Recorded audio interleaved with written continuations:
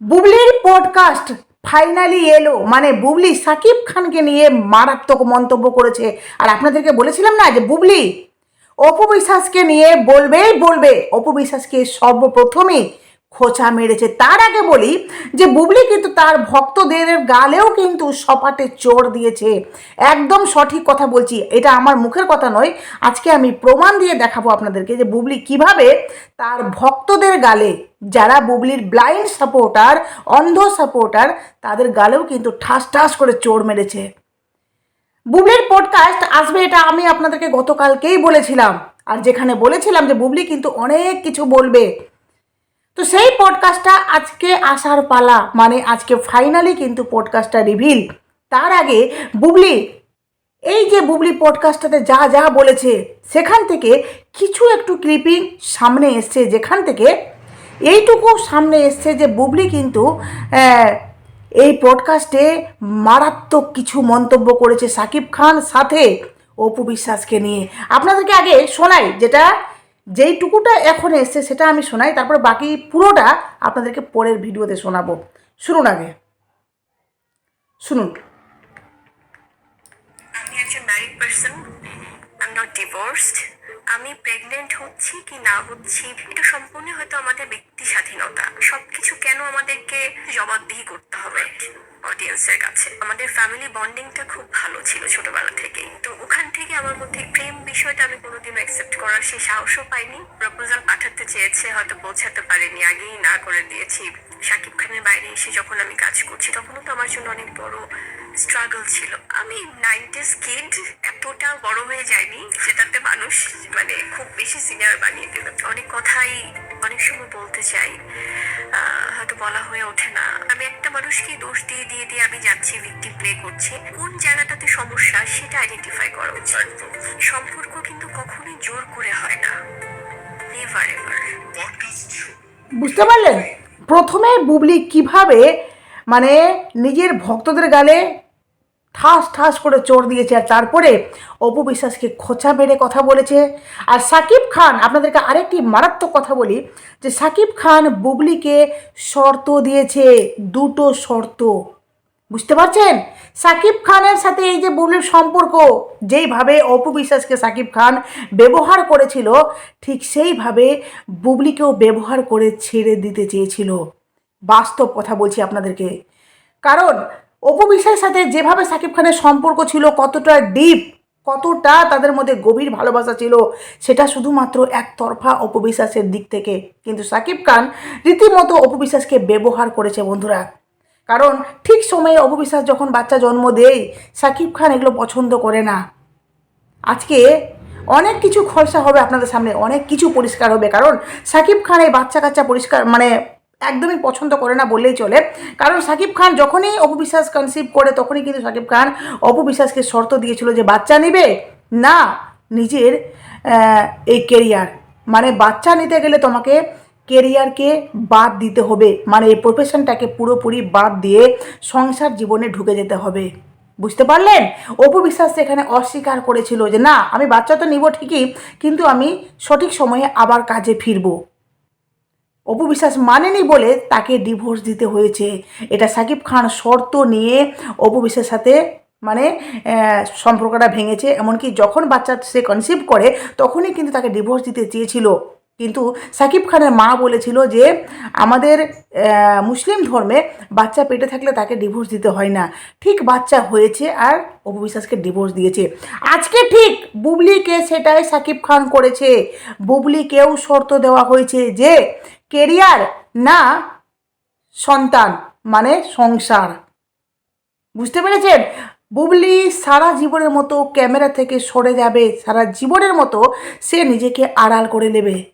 মানে এই যে বুবলি আমেরিকা যাওয়ার আছে, সে সারা জীবনের মতো ক্যামেরা থেকে সরে গিয়ে নিজের সংসার জীবনে মন দিবার, এই সন্তান বা সংসার, এই দুটো শর্ত যে সাকিব খান দিয়েছে, এই শর্ত মাফিকই কিন্তু বুবলি বাচ্চাকে জন্ম দিতে পারবে। আর বুবলি সত্যি সত্যি প্রেগনেন্ট। বুঝতে পারলেন? তবে তার আগে আপনাদেরকে বলি যে কেন বললাম যে দর্শককে সে সপাটে চড় মেরেছে। বুবলির কথাগুলো শুনলেন কীভাবে কথাগুলো বলল, যে আমি কৈফিয়ত দিতে চাই না, আমি কেন কৈফিয়ত দিব? অথচ এই বুবলি, যেই বুবলি প্রথম সন্তানের বেলা এই দর্শককে, এই ভিউয়ার্সকে নিজের সিঁড়ি বানিয়েছিল সাকিব খানের কাছে যাওয়ার, তাই তো মনে পড়ছে? বুবলি কান্না করে করে বলছিল, এই দর্শককেই শুনিয়েছিল যে আমার বেবির দুধ কেনার টাকা নেই, ডাইপার কেনার টাকা নেই, আমি কিভাবে চলবো, আমার বাবা মা আমাকে দেখছে না, কিভাবে আমি থাকবো, কিভাবে আমি বাচ্চাটাকে মানুষ করব। এই দর্শককে এই বুবলি কিন্তু সূত্র বানিয়েছিল, দর্শককে শুনিয়ে সাকিবের মন, মানে সাকিব খানের মন, সে ইমোশনালি তাকে ব্ল্যাকমেল করেছিল।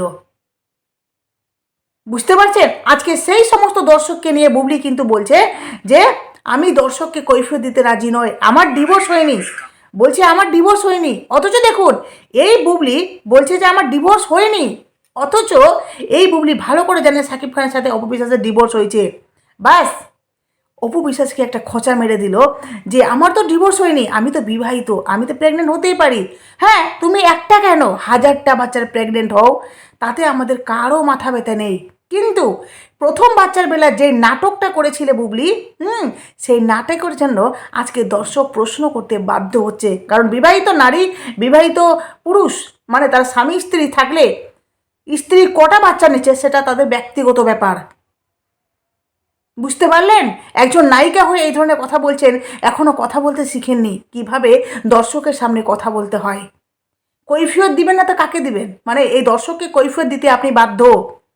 কারণ এই যে দর্শক, যাদেরকে নিয়ে আপনি গর্ব করেন যে এই দর্শকের জন্য আজকে আমি এখানে, যারা আমাকে চেনে না জানে না অথচ আমাকে ভালোবাসে, এই যে বারবার মিডিয়ার সামনে গিয়ে এই যে কথাগুলো বলেন, যারা আমাকে নিত্যদিন সাপোর্ট করে আমার পাশে আছে বলে আজকে আমি বুবলি, বুবলি ভক্তদের আমি খুব ভালোবাসি, তাহলে আজকে সেই ভক্তদের কেন এভাবে অ্যান্সার দিলেন? ভালোভাবে তো বলা যেত, আমি কৈফিয়ত কেন দেব? বা একজন, ভাবতে পারছেন আপনারা, একজন নায়িকা যাদের দর্শককে নিয়ে চলা, ঠিক আছে, যারা সোশ্যাল ফিগার, তারা এই ধরনের কথা কি করে বলতে পারে? যারা ভাইরাল ফেস, অ্যাকচুয়ালি বুবলি কার জন্য আজকে ভাইরাল? সাকিব খানের জন্য, অপু বিশ্বাসের জন্য। যে দর্শক দর্শক বুবলিকে ভালোবেসেছে, হ্যাঁ, কিছু দর্শক আছে যারা বুবলিকে হেট করে, কিন্তু তারপরেও বুবলির ভিডিওগুলো গিয়ে দেখে, এই দর্শকের জন্য আজকে তাদের পরিচিত। অথচ দেখুন, সেই দর্শককেই বলছে যে আমি কৈফিয়ত দিতে বাধ্য নই।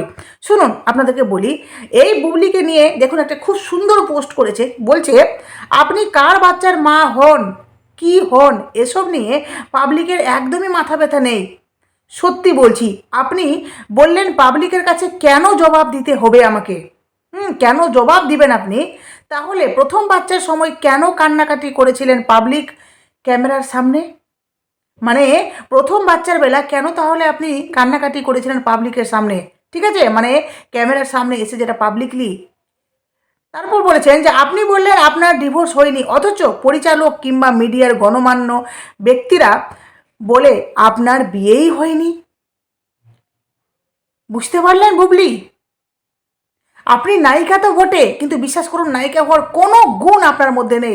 একে তো আপনি নায়িকার মতো বিন্দু মাত্র দেখতে লাগেন না, তবুও যাই হোক, আপনার হয়তো লাকি, বা সাকিব খানের জন্য বা অপু বিশ্বাসের জন্য আপনি নায়িকা হয়েছেন। তারপর আপনার কথা বলার ধরন দেখুন, একজন নায়িকা এভাবে কখনো কথা বলতে পারে? উনি বলছেন যে আমি কৈফিয়ত দিতে বাধ্য নই বা আমার ডিভোর্স হয়নি, অথচ বুবলিকে নিয়ে বাংলাদেশেরই, ঢালিউড ইন্ডাস্ট্রির অনেক অভিনেত্রী, অভিনেতা, এমনকি অনেক গণ্যমান্য ব্যক্তি মিডিয়ার অনেকে বলেছেন যে বুবলির বিয়েই হয়নি। ওই যে বলে না, কাবিন ছাড়া গাভিন।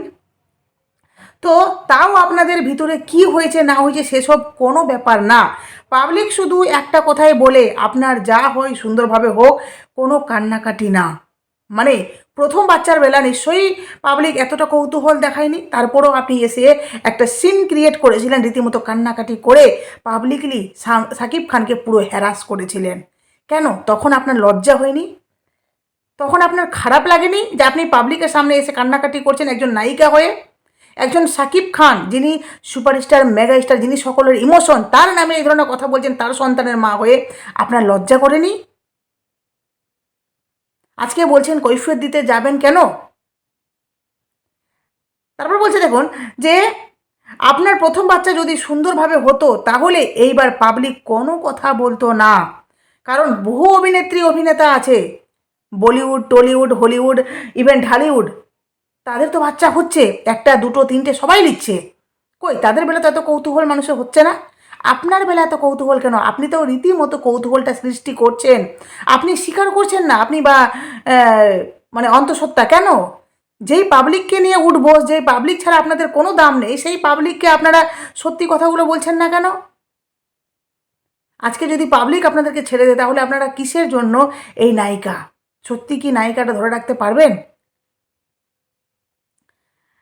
বলছে যে আপনি ক্যামেরার সামনে এসে এত চিল্লাচিল্লি না করে সাকিব খানকে বলেন আপনাকে সুন্দরভাবে স্ত্রীর মর্যাদা দিতে, তাহলে দেখবেন সব কিছু নিজে নিজেই চুপ হয়ে যাবে। আজ পর্যন্ত কোনোদিন শুনলাম না সাকিব খান আপনার নামটা মুখে নিতে। আপনাকে কখনো শুনলাম না স্ত্রী হিসেবে স্বীকার করতে। তাহলে এত প্যাক প্যাক করে কিভাবে বলেন আপনি?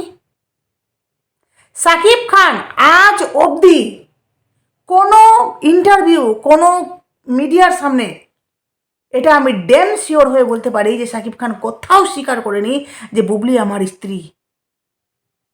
কিন্তু সাকিব খান অপু বিশ্বাসের কথা স্বীকার করেছে। আপনারা প্রয়োজন পড়লে, আপনাদের যদি বিশ্বাস না হয় আমি প্রমাণও দিতে পারবো।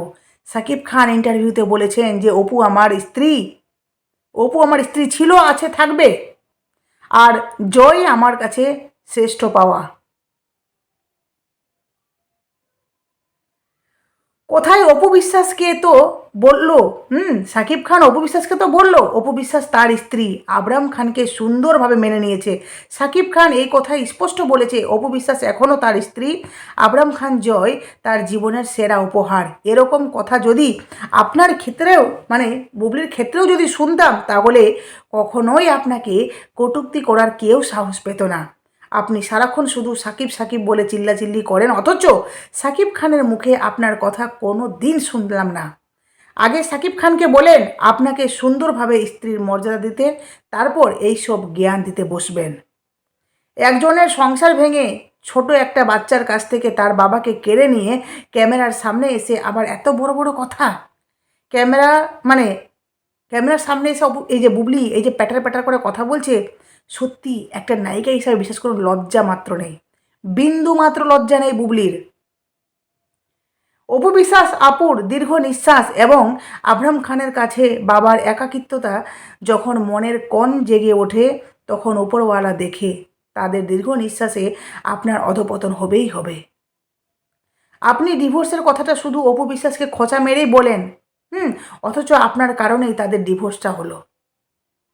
কারো সংসারে, কারো সংসারে, এই যে দেখুন বুবলি, যেই বুবলি সেই পডকাস্টে শুধুমাত্র অপু বিশ্বাসকে খোঁচা মেরে মেরে যে বলছে না আমি এতটাও সিনিয়র না, কেন এই কথাগুলো বলছে বুঝতে পারছেন?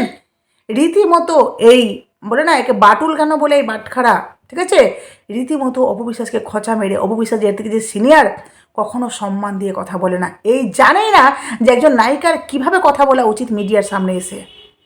যে একজন নায়িকা যিনি নাকি রাত দিন বলেন যে আমি আজকে যা আছি সমস্ত দর্শকের জন্য, ভালোবাসার মানুষদের জন্য, আজকে দেখুন সেই দর্শককে বলছে আমি কৈফিয়ত দিতে যাব কেন? অথচ তার পুরো লাইফটা বা পুরো পার্সোনাল তাদের যে জীবন, মানে তাদের বিবাহ, বাড়িকার ক্যাচ্ছা, সমস্ত কিছু ওরাই এনেছে সোশ্যাল মিডিয়াতে। আমরা তাদের বাড়ির মেম্বারের কাছ থেকে জিজ্ঞেস করিনি, বাড়ির সদস্যদের কাছে জিজ্ঞেস করিনি, বা ও শাশুড়িকে গিয়ে বলেনি যে কী করেছে বুবলি, বা ও শ্বশুরকে গিয়ে বলেনি যে কী করেছে বুবলি, বা বুবলির মা বাবাকে, ইভেন কোনো বাড়ির প্রতিবেশী বা বাড়ির সদস্য কাউকে আমরা গিয়ে জিজ্ঞেস করিনি যে কী হয়েছে। তারাই নিজের মুখে এসে এই সোশ্যাল মিডিয়াতে সবটা শেয়ার করেছে। বলতে পারে যে সাকিব খান যদি এই বিষয়ে কম বলে থাকে তা আমি বলবো সাকিব খান, কিন্তু অপু বিশ্বাসও বলেছে, বুবলিও বলেছে, এরাই এনেছে কেচ্ছাটাকে সামনে। কিন্তু অপু বিশ্বাস বুক ফুলিয়ে সবটার সামনা মানে মোকাবিলা করার ক্ষমতা রাখে, কিন্তু এই বুবলি এক নম্বরের বদমাস মেয়ে, যেই মেয়ে নায়িকা হওয়ার তো মোটেই যোগ্য না, বরঞ্চ তার কথা বলার ধরন দেখে একে বয়কট করা উচিত। কারণ এর সাহস হলো কী করে, কিভাবে বলতে পারে যে আমি কৈফিয়ত দিতে যাব কেন? কেন? দর্শকের কিউরিসিটি আছে, দর্শক জানতেই পারে। আপনাদেরকে দর্শক ভালোবেসে যদি দেখতে পারে, তাহলে দর্শকের মনে কোনো প্রশ্ন থাকলে সে প্রশ্নটা করতে পারে, আপনি উত্তর দিতে বাধ্য। যে অপবিশ্বাসকে বলছিলেন আপনারা আজ ফিতা কাটা নায়িকা, আজকে সেই অপবিশ্বাসের পথে হাঁটছেন। লজ্জা করে না? আজকে আপনাকেও এই ফিতা কাটতে হচ্ছে, লজ্জা করে না? যাই হোক, এই ভিডিওটা দিলাম, অবশ্যই আপনাদেরকে সেই পডকাস্টের পুরো ডিটেলস আসবে, মারাত্মক ভিডিও আসবে। ঠিক আছে, আজকে দিতে পারলে দেবো, না তো অবশ্যই মানে পরের দিন দেবো, আগামীকাল দিব। তবে বুবলির কিন্তু ছাড় নেই এবার। যাই হোক, অবশ্যই নতুন থাকলে আমার চ্যানেলটি সাবস্ক্রাইব করে নোটিফিকেশন অন করে প্লিজ পাশে থাকুন। টাটা।